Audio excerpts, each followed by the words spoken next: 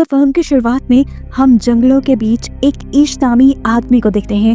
वो एक बायोलॉजिस्ट है और अपनी रिसर्च के सिलसिले में वो शहर से कई दूर जंगलों में रह रहा है। एक दिन इसी रिसर्च के दौरान उसे जंगल से एक जहरीला सांप काट जाता है। वो बहुत ज्यादा पैनिक हो गया और यहाँ उसका फोन भी गिर गया। किसी को वो अब मदद के लिए भी नहीं बुला सकता था। खुद ही उसने अपना हाथ सक करके जहर को निकालने की कोशिश की, लेकिन इससे भी काम नहीं बना। घर जाकर उसने कट भी लगा दिया, लेकिन देर हो चुकी थी। जहर उसके जिस्म में फैल रहा था और उसे अजीबोगरीब हेलुसिनेशंस हो रहे थे। वो कई दिन ऐसे ही पड़ा रहा। उसे लेने के लिए एक दिन बहुत से साइंटिस्ट भी यहाँ पे आए।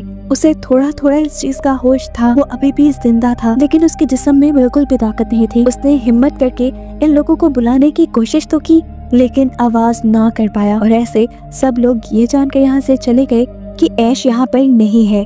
सीन कट होकर कुछ दिन बाद का हमें सीन दिखाया गया। उसने हाथ पे जो कट लगाया था वहाँ से उसकी बॉडी से जहर बाहर निकलता रहा, और जो थोड़ा बहुत जहर उसके दिमाग पे असर कर गया था वो भी अब ठीक होने लगा था। बस उसे थोड़े बहुत हेलुसिनेशंस होते थे। होश में आने पर उसने फौरन शहर के हॉस्पिटल जाने का फैसला किया, अपनी गाड़ी साफ की और शहर की तरफ निकल गया। लेकिन एक अजीब चीज जो वो नोटिस कर रहा था, सड़कों पर कोई गाड़ी नहीं थी। और जब वो शहर पर पहुंचा तो वहाँ कोई इंसान जिंदा नजर नहीं आया उसे। सभी बिल्डिंग्स खाली पड़ी थी। ये देखकर वो पैनिक हो गया। यहाँ पर एक पेंडेमिक यानी एक वबा फैली थी। ये वबा इतनी खतरनाक थी कि इसने चंद ही दिनों में सारी की सारी आबादी को मार डाला। इश्क क्योंकि एक बायोलॉजिस्ट था, वो समझ गया कि काफी दिन वो आबादी से दूर रहा, इसीलिए इस बीमारी ने उसके ऊपर हमला नहीं किया और वो सरवाइव कर गया। जाहिर सी बात है, आबादी खत्म हो गई है तो ना कोई हुकूमत रही है और ना ही यहाँ कोई भी किसी भी चीज का मालिक रहा है। इश्क को यहाँ फौरन अपने पेरेंट्स का ख्याल आया।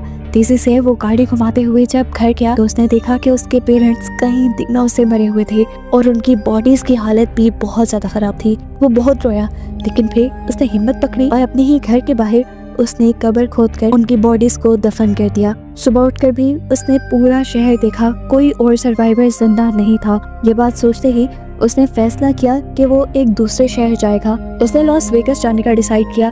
कुछ जरूरत का सामान और गन लेते हुए वो निकल गया, लेकिन ब्रिज जो लॉस वेगस की तरफ जाता था वो भी सील था। उसे बहुत उसाया और लंबा रास्ता लेकर जैसे ही वो लॉस वेगस पहुंचा तो देखा कि यहाँ पे भी सभी लोग मारे गए। मॉल्स, बड़े बड़े होटल्स, कैसीनोस सब खाली थे। थक हार कर वो एक होटल में चला जाता है, वहाँ रात गुजारता है और महंगी चीजें एंजॉय करता है, क्योंकि अब ये सब कुछ उसके लिए फ्री था। वो अपनी उम्मीद खो चुका था कि उसे कोई मिलेगा, लेकिन लकीली अगले ही रात उसे 2 लोग मिले। ये दोनों ही सरवाइव कर गए थे उस बीमारी से। लड़की ने अपनी दुखिया कहानी बताई कि उसने अपनी फैमिली को वीडियो कॉल पे मरते देखा है और अब उसे जीने की कोई उम्मीद नहीं, जबकि ये आदमी भी मरना ही चाहता था, क्योंकि ऐसी अकेली दुनिया में वो सरवाइव नहीं कर सकता था। आज रात के लिए ये लोग भी इश्क के साथ स्टे करते हैं, लेकिन सुबह होने पर इन लोगों के इरादे इश्क को खतरनाक लगे। उस आदमी के पास एक गन थी और वो तीनों को मारने का इरादा रखता था ताकि तीनों की मौत आसान हो जाए, लेकिन इश्क को जीना था, इसलिए वो उठकर वहाँ से बाहर निकल गया और पीछे उसे गोलियां चलने की आवाजें सुनाई दी। यानी उन दोनों ने अपनी जान ले ली थी। इस हादसे ने उसे और भी ज्यादा तोड़ दिया था।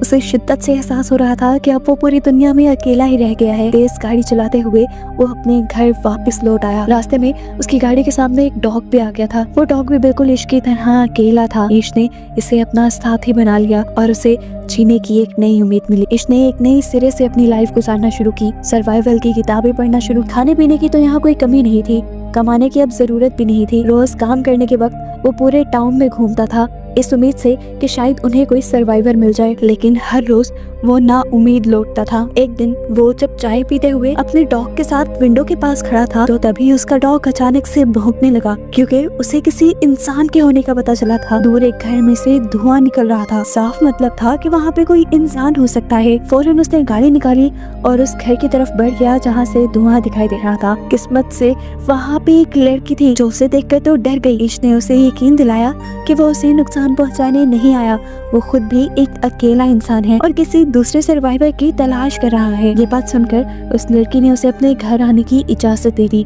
इस लड़की का नाम था एमा। इन दोनों की बातों से हमें पता चलता है कि उस पेंडेमिक को लगभग 1 साल गुजर चुका है। एमा और ईश दोनों ने ही इस पूरे 1 साल में उन दोनों के अलावा किसी दूसरे सर्वाइवर को नहीं देखा। ये दोनों खुश थे कि उन्हें एक दूसरे का साथ मिल गया, नहीं तो अकेले जिंदगी गुजारना बहुत ज्यादा मुश्किल हो रही थी। ये लोग डिप्रेशन में जा रहे थे क्योंकि इंसान सोसाइटी में रहने का आदी है। अकेले रहकर उनकी दिमागी हालत काफी हद तक खराब हो चुकी थी। इन दोनों ने फैसला किया कि ये दोनों एक साथ ईश के घर पे रहेंगे, क्योंकि ईश के घर के बहुत पास जनरल स्टोर भी था जहाँ पर खाने की सप्लाईज थी, और ईश ने वैसे भी अपने घर पे बहुत सारी चीजें स्टोर भी की हुई थी जिनसे इनका जीना आसान हो सकता था। एमा भी ईश के घर आ जाती है। यहाँ पर जब ये दोनों एक साथ रहना शुरू करते हैं तो इनकी जिंदगी पहले से काफी बेहतर हो चुकी थी। एमा ईश का काफी सारे कामों में साथ देती है, वो ईश का हुलिया ठीक करती है, और साथ ही साथ ये लोग ईश के घर की रेनोवेशन भी स्टार्ट कर देते हैं, क्योंकि ईश ने इस पूरे 1 साल में अपने घर पर ध्यान नहीं दिया था। एक साथ काम करने के लिए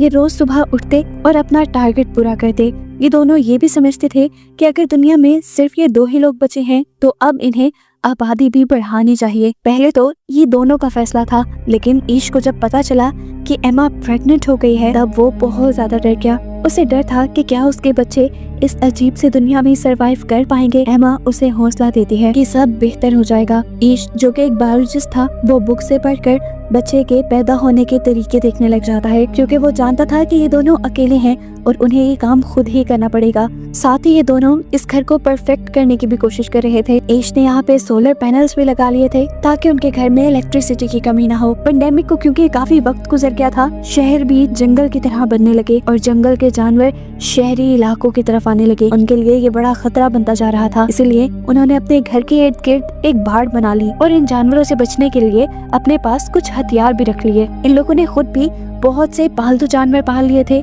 जिनसे इनकी जरूरत की चीजें पूरी होती रहें, और ये लोग ज्यादा से ज्यादा मसरूफ भी रहे। इंसान ना होने की वजह से इर्द गिर्द का सारा इलाका हरा भरा हो गया और यहाँ की हवा भी बहुत साफ हो गई। इनकी सेहत भी अच्छी हो गई थी पहले से काफी। इनकी लाइफ एक तरह से परफेक्ट ही थी, लेकिन फिर एक दिन इनको एक और बड़ी मुसीबत का सामना करना पड़ गया। पता नहीं कहां से शहर में बेतहाशा चूहे आ गए। इनको देखकर ईश बहुत ज्यादा पैनिक हो चुका था। इन चूहों को अपने घर से दूर रखने के लिए ईश ने सारा आर कबाड़ अपने घर के इर्द गिर्द जलाना शुरू कर दिया, लेकिन ये एक रात तक काम कर सकता था। एमा ने उसे समझाया कि हम इसका भी हल निकाल लेंगे। सुबह होने पर ईश घर से बाहर गया और आसपास से बहुत सारी बिल्लियों को लाकर उसने यहाँ पर छोड़ दिया। बिल्लियों ने ये चूहे खाना शुरू कर दिए और आखिर ये लोग इस प्रॉब्लम से भी निकल गए। फाइनली अब वो दिन भी आ गया था जब एमा को अपने बच्चे को जन्म देना था। ये सारा काम ईश खुद हैंडल करता है और हमें दिखाया जाता है कि इन लोगों के पास एक बहुत ही प्यारी बेटी पैदा हुई थी, जिसे देखकर ये लोग बहुत ज्यादा खुश थे।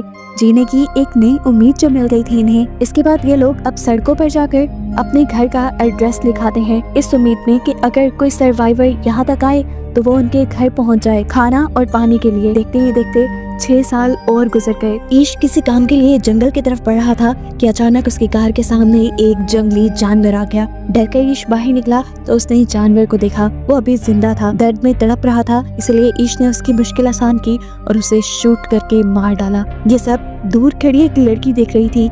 गन की आवाज सुनकर वो घबराकर जंगल के अंदर भागने लगी। ईश ने भी उसे भागता देख लिया और वो फौरन उसके पीछे भागा उसे पकड़ने के लिए। इस लड़की को लग रहा था कि ईश उसे नुकसान पहुंचाएगा, लेकिन ईश ऐसा नहीं था। वो लोग तो खुद सर्वाइवर्स को ढूंढ रहे थे। वो जब इस भूखी लड़की को एक सेब खाने को देता है तो ये लड़की समझ जाती है कि ईश बुरा नहीं है। ईश उसे अपने साथ घर लाना चाहता था, लेकिन ये लड़की उसके साथ गाड़ी में नहीं बैठी बल्कि पीछे ट्रंक में बैठ गई। घर आने पर भी देखने को मिला कि वो लड़की ट्रंक से निकलने को तैयार ही नहीं थी। घर पर हमें देखने को मिला कि इतने सालों में ईश और एमा के 2 बच्चे हो चुके थे और अब उनके पास एक तीसरा बच्चा भी पैदा होने वाला था। इन्होंने जो पूरे टाउन में अपना एड्रेस लिखा था उसे देखते हुए 2 और सर्वाइवर इनके साथ रहने आ गए थे, जिनका नाम था जॉर्ज और मरीना। और अब पिछले 1 साल से ये लोग ईश और एमा के साथ ही रह रहे थे, क्योंकि यहाँ पर किसी चीज की कमी नहीं थी। खैर, ईश जिस लड़की को जंगल से लेकर आया था वो लड़की अभी भी ट्रक से बाहर नहीं निकली थी। पूरी रात भी उसने ट्रक में ही गुजार दी। मरीना सुबह होने पर जब उसे खाना देने आई तो घबरा कर उसने खाना भी दूर फेंक दिया। तब मरीना ने उसे काम डाउन किया और अपनी कहानी सुनाई कि वो और जॉर्ज काफी महीनों से इस अकेले दुनिया में भटक रहे थे। उन्हें ईश और एमा का एड्रेस मिला और वो उन्हीं के साथ रहने लग गए। उसने बताया कि ये दोनों बहुत अच्छी हैं और यहाँ पे किसी चीज की कमी नहीं। उसकी ये बातें सुनकर ये लड़की थोड़ा काम डाउन होती है और इनके साथ घुलने मिलने लग जाती है। लेकिन अजीब बात थी, उस लड़की ने ना तो ज्यादा बात की थी अभी तक और ना ही उसने अपना नाम बताया था। मरीना एक दिन उसका सामान देखती है तो उसमें अजीबोगरीब ड्राइंग्स उसे दिखाई देती हैं। साथ ही उसे एक लेटर में इस बच्चे का नाम ईवी पता चलता है। उस लेटर में लिखा था कि इस पेंडेमिक के दौरान उसके डैड ने उसके साथ ज्यादती कर दी थी, जिसकी वजह से अब वो अपने सामने आने वाले हर इंसान से डरती है। ये लेटर उसकी मॉम ने लिखा था जिसमें वो चाहती थी कि ईवी जिसके भी पास जाए वो उसका ख्याल रखे, क्योंकि उसकी मॉम खुद ही मरने वाली थी। ये बात जानकर सभी ईवी का पहले से ज्यादा ध्यान रखने लग जाते हैं। इसी रात एमा को तीसरा बच्चा पैदा होता है, जिसकी वजह से ये लोग बहुत ज्यादा खुश हो जाते हैं। 1 साल ऐसे ही गुजर जाता है। एक दिन उन्हें अपने एरिया में किसी के आने की खबर मिलती है। सभी लोग डर जाते हैं। छोटे बच्चों को अंदर भेजकर सभी बड़े लोग गन्स लेकर बाहर निकलते हैं चेक करने के लिए कि यहाँ पर कौन आया है। इन्हें पता चलता है कि ये एक और सर्वाइवर्स का ग्रुप था जिसमें टोटल 4 लोग थे।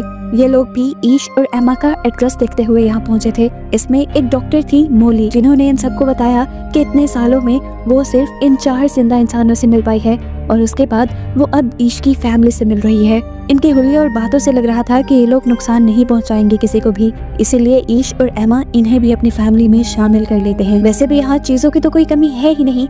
अब ये लोग एक साथ मिलकर एक बड़ी सोसाइटी बना सकते हैं। ईश इन नए मेंबर्स को इस दुनिया में सरवाइव करने के रूल्स बताता है कि इन्हें हर वक्त अपने हथियार अपने पास रखने होंगे, क्योंकि ये दुनिया अब एक जंगल की तरह बन गई है। जंगली जानवरों का सामना इन्हें आए वक्त हो सकता है। ये लोग सप्लाईज लेने के लिए जब भी यहाँ से बाहर निकलते हैं तो जरूरी है कि ये लोग ग्रुप की शक्ल में निकले, नहीं तो कोई भी जंगली जानवर या कोई और चीज इन्हें नुकसान पहुंचा सकती है। ये सारे असूल बताने के बाद ये लोग सप्लाईज इकट्ठी करने के लिए यहाँ से बाहर निकलते हैं मॉल और हॉस्पिटल की तरफ। मोली जो एक डॉक्टर थी, उसने हॉस्पिटल से बहुत सारी ऐसी चीजें इकट्ठी कर ली थी जिन्हें ये अपनी कम्युनिटी में ले जा सकते थे और जिनसे इन सब लोगों का इलाज हो सकता था। खैर, सालों का वक्त गुजर जाता है और हमें पता चलता है इस पूरे ग्रुप में काफी सारे बच्चे हो गए थे और दूसरे कपल के पास भी बच्चे थे। इनकी कम्युनिटी अब बड़ी होती जा रही थी।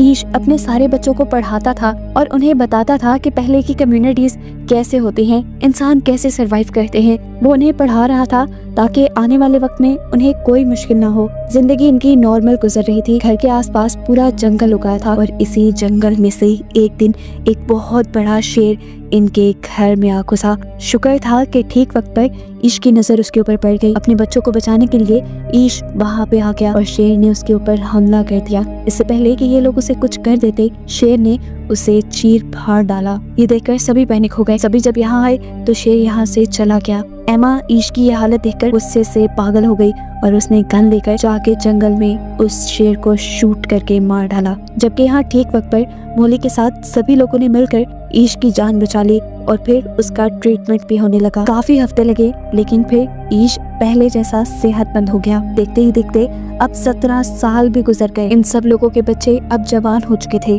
हमें पता चलता है कि इतने सालों बाद ईश की बड़ी बेटी हैदर उनके ही ग्रुप के एक लड़के में इन्वॉल्व होने लगी। इनकी दोस्ती काफी अच्छी थी और इनकी दोस्ती से किसी को भी एतराज नहीं था, क्योंकि इन्हीं सब लोगों ने आपस में रिलेशन बनाने थे। हैदर और ये लड़का अब इस दुनिया को एक्सप्लोर करने और सर्वाइवर्स ढूंढने की उम्मीद में इस टाउन से बाहर जाना चाहते थे। इस चीज पे भी किसी को कोई एतराज नहीं हुआ और ये लोग उन्हें गन्स और कुछ जरूरी सामान देकर सफर पे भेज देते हैं। उनके जाने के बाद यहाँ पर एक और मसला बन जाता है। बाकी रिसोर्सेज तो इनके पास ठीक ठाक थे, लेकिन अब इन्हें पानी की कमी का सामना करना पड़ गया था। डैम पर जाके इन्हें पता चला कि डैम्स का पानी खत्म हो रहा है और ये मसला इनके लिए जानलेवा भी साबित हो सकता था। कुछ दिन बाद इनके एरिया में आता है एक और सर्वाइवर्स का ग्रुप, जिनके पास 2 ट्रक थे। उनके पास पेट्रोल की कमी थी जो वो ईश से मांगने के लिए आए थे। इसके बदले वो उनसे कहते हैं कि हम आप लोगों की पानी वाली प्रॉब्लम को सॉल्व कर सकते हैं, क्योंकि हमारे पास ड्रिल मशीन है और जमीन के नीचे से ड्रिल करके अभी भी पानी निकाला जा सकता है। ईश को ये ऑफर बुरी नहीं लगी थी। उसने अपनी कम्युनिटी में इन लोगों को रख तो लिया, लेकिन अपने सभी लोगों को वार्निंग दे दी कि संभल के रहना, हो सकता है कि ये सर्वाइवर्स खतरनाक हों। दिखाया जाता है कि अब इन लोगों ने अपनी डील के मुताबिक ईश के घर पे ड्रिलिंग शुरू कर दी थी। कई दिनों की मेहनत के बाद आखिर पानी निकल भी गया और ये लोग बहुत ज्यादा खुश हुए। डील पूरी हो चुकी थी। ईश के लोगों ने भी इन्हें ऑयल दे दिया और आज रात इन्होंने सेलिब्रेट किया। सुबह होते ही इन लोगों को यहाँ से निकल जाना था। ईश ने नोटिस किया कि इस ग्रुप का लीडर चार्ली बड़े ही मशकूक अंदाज में रात के वक्त उनके एक कमरे से निकल रहा था और बाहर उसका एक बंदा पहरा दे रहा था। उसने जब जाके देखा तो पता चला उसने ईवी को टॉर्चर किया था। ईश ने जल्दी से ये बात अपनी पूरी कम्युनिटी को बताई। ये बात सच में खतरनाक थी। ईवी ने बताया कि वो कह रहा था कि अब वो यहाँ से कहीं नहीं जाएगा क्योंकि यहाँ पर सप्लाईज काफी ज्यादा हैं और उसके पास बहुत सारी गन्स भी हैं। ये जानकर सभी लोग घबरा जाते हैं और ईश को लगता है कि अब उन्हें चार्ली को मारना चाहिए।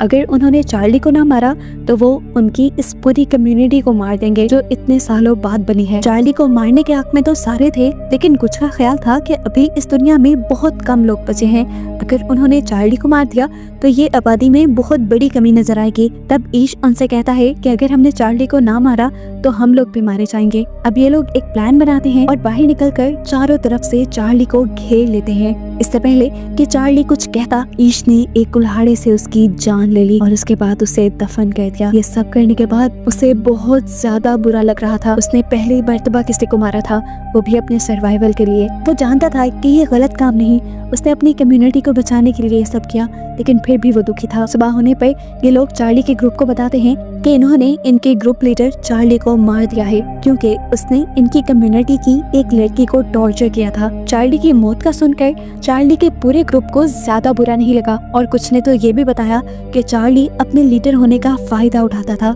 उसने अपने ग्रुप की लड़कियों को भी टॉर्चर किया था, इसीलिए सारे लोग उसके मरने से खुश ही थे सिवाय उसके एक दोस्त के जो इनके ऊपर खूब चिल्लाता है। ईश अब चार्ली के पूरे ग्रुप से कहता है, हमारे पास किसी चीज की कमी नहीं, आप सब लोग यहाँ सुकून से रह सकते हैं, लेकिन ये लड़का नहीं, क्योंकि इसमें से मुझे चार्ली जैसी ही बू आ रही है। ये हमारे लिए खतरा साबित हो सकता है। सब लोगों की एक जैसी राय लेकर सजा के तौर पे ये लोग चार्ली के दोस्त को अपनी कम्युनिटी से बाहर निकाल देते हैं। पहले तो ये लड़का निकल गया, लेकिन जब उसे एहसास हुआ कि वो बाहर की कम्युनिटी में अकेला सरवाइव नहीं कर पाएगा तो वो वापस ले आया, लेकिन ईश ने अपनी कम्युनिटी की सिक्योरिटी के लिए उसे कबूल नहीं किया। देखने को मिला कि कम्युनिटी के सभी बच्चे पुरानी ही रिसर्च से एक प्लेन बनाने की कोशिश कर रहे थे। वो जानते थे कि कुछ ही दिनों में वो इसे परफेक्टली बना भी लेंगे, लेकिन उससे पहले ही इनकी कम्युनिटी को एक और बड़ी मुसीबत का सामना करना पड़ गया। कम्युनिटी के बहुत से लोग उसी वायरस से इन्फेक्टेड हो गए जो वायरस आज से 20 साल पहले फैला था, जिनसे पहले ये सारे सर्वाइवर्स किसी न किसी तरह इम्यून हो गए थे। मोले के पास काफी सारी मेडिसिन्स थी जिसकी वजह से उसने इन सबका इलाज तो किया, लेकिन ईश का बेटा वो बहुत ज्यादा बीमार था। उसकी इतनी ज्यादा खराब हालत की वजह से पूरी ही कम्युनिटी परेशान थी। इसी परेशानी में हम देखते हैं कि ईश की बड़ी बेटी अकेले वापस घर लौटती है। वो रो रही थी।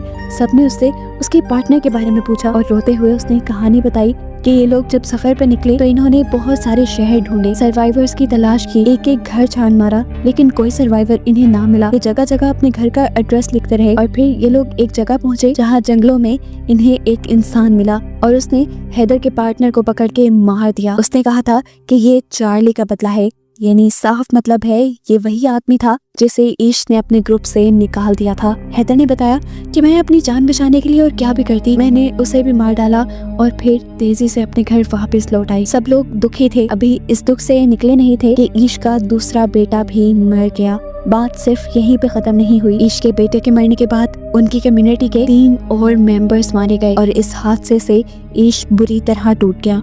उसका अब इस दुनिया में रहने का दिल नहीं करता था। वो इस दुनिया से जाना चाहता था, लेकिन तब एमा ने उसका साथ दिया, बिल्कुल उसी तरह जब वो बिल्कुल अकेला था। उसने कहा, देखो जब हमें कोई नहीं मिला था हम दोनों ने मिलकर जिंदगी की शुरुआत की और अब तो हमारा इतना बड़ा ग्रुप बन गया है, हमें ही इस दुनिया को आबाद करना है। तुम अगर ऐसे ही हार मान जाओगे तो ग्रुप के बच्चों को कौन ट्रेनिंग देगा। उसकी ये बात सुनकर ईश को थोड़ा हौसला मिला और वो पहाड़ों पे चला गया सनराइज देखने के लिए। पिछली दुनिया के सनराइज से बहुत मुख्तलिफ था। पहले जैसे ये नेचर के रंग फीके लगते थे, अब हर चीज में ताजगी थी। ये देखकर ईश को एहसास हुआ कि ये पहले वाली दुनिया नहीं रही, ये एक नई दुनिया है। वो अपने बच्चों को पहले वाली दुनिया में रहने की तरबियत दे रहा था।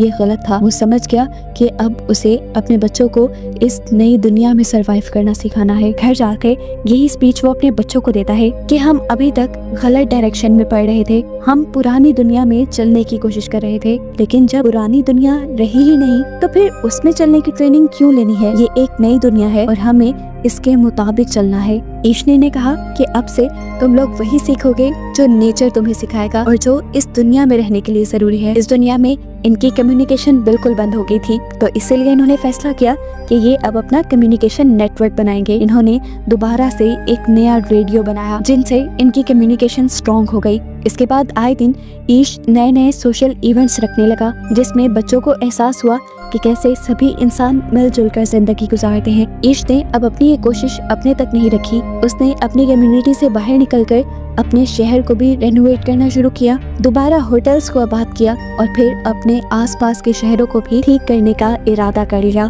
फिल्म के पोस्ट क्रेडिट सीन में हमें बूढ़े ईश को उसके पोते के साथ दिखाया जाता है, जो उसे की सारी कहानी बता रहा था। वो उसे कहता है कि ये दुनिया बिल्कुल हमारी ही पीढ़ी है जिसे अब तुमने आगे बढ़ाना है। ये कहते हुए ही ये कहानी यहाँ पर खत्म हो जाती है।